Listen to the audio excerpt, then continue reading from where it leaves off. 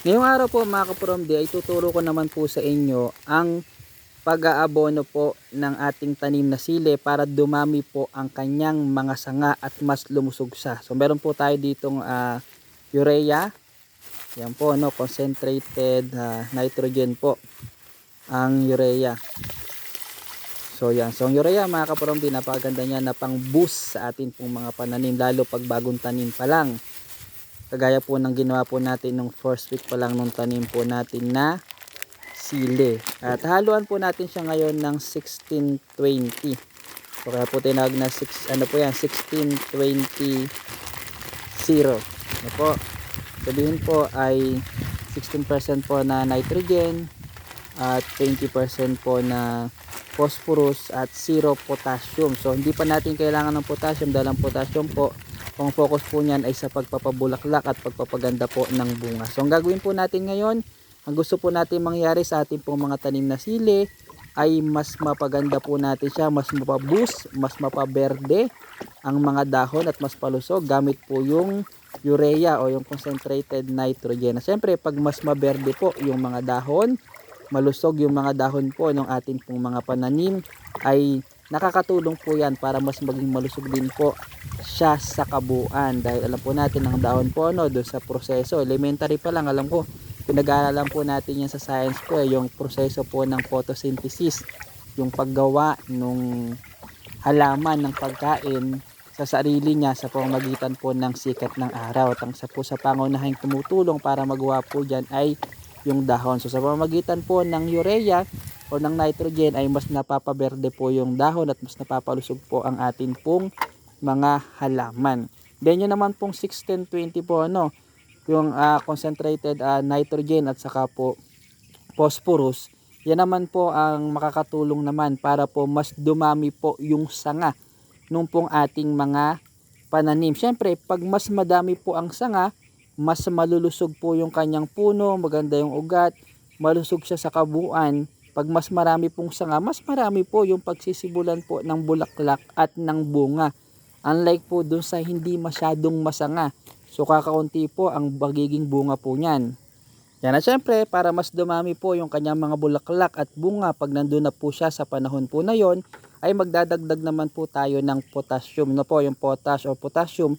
Yan naman po ang makakatulong para mas paramihin po, mas patibayin yung mga bulaklak, pagandahin po at patibayin yung bunga ng atin pong mga pananim. So sa susunod po na linggo, kapag ka namumulaklak na po itong ating pong tanim na sili, ay papakita ko naman po sa inyo yung proseso ng pag-apply po natin ng potassium. Ang gagawin lang po natin mga kapromdi, so papaikutan lang po natin ng isang lata po ng sardinas, no?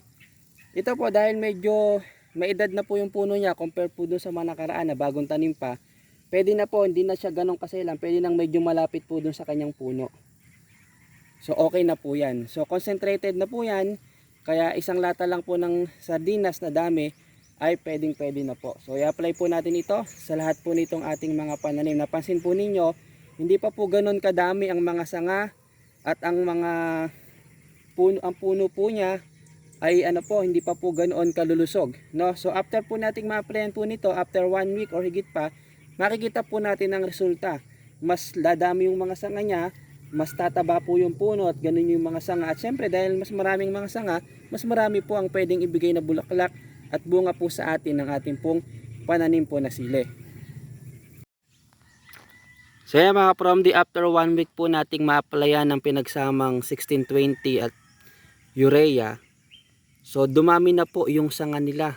At syempre dahil mas marami na po yung sanga, mas marami na po ang paglalabasan ng mga bulaklak at ng mga bunga. Yan, tingnan nyo po, no, talagang nagsangahan na po silang maigi. Yan, no, at ang dami pong bulaklak. Mga bulaklak na po yan. At tingnan nyo po, sanga hanggang sa baba ay talagang kabi-kabila po ang mga sanga niya. Isang puno lang po yan, no? Pero sobrang dami po ng sanga. Itong isa na to, ang ganda, oh. So mas lumusog, mas dumami ang kanilang mga sanga after po nating ma-applyan. Yan po, halos lahat po sila ay nagsangahan na. Ito, ang ganda nitong isa na to. Tingnan nyo mga kapromdi, oh. Talagang sobrang daming sanga. Siyempre nga, dahil nga napakaraming sanga niyan, napakarami rin ng pagbubulaklakan at pagbubungahan. Isang puno lang po yan. Tumaba yung puno, pati yung mga sanga lumusog, nagsidamihan, at pati yung mga bulaklak po niyan ay magsisidamihan din po. Yan po, no? So yan po, napakahalaga talaga ng pag-apply po ng pataba sa ating halaman, at kung anong klaseng pataba ang dapat i-apply sa bawat stage po niya. So iba-iba po yan mga kapromdino. Iba-ibang klase ng mga fertilizer ang ating ginagamit. Combination na po ito ng organic at ng mga commercial fertilizer. So para mas maparami po natin ang bunga, lalo ko ito po ay pangbenta, kinakailangan po natin talagang mabantayan, maalagang mabuti, malagyan ng maayos, sagana na supply ng pataba, at syempre mabantayan din natin sa mga insekto. So apply din tayo ng mga fungicide, mga insecticide, pesticide para sa mga kalaban ng ating mga pananim. Yun, no? Yan po ang ating updates sa ginawa po nating pag-apply po ng abono, pampadami ng sanga, ng bulaklak, ng bunga, pampalusog ng ating mga pananim na sili. Yun, no? Tataba na nila, oh. For more tanim updates, follow nyo lang po ako. Salamat po.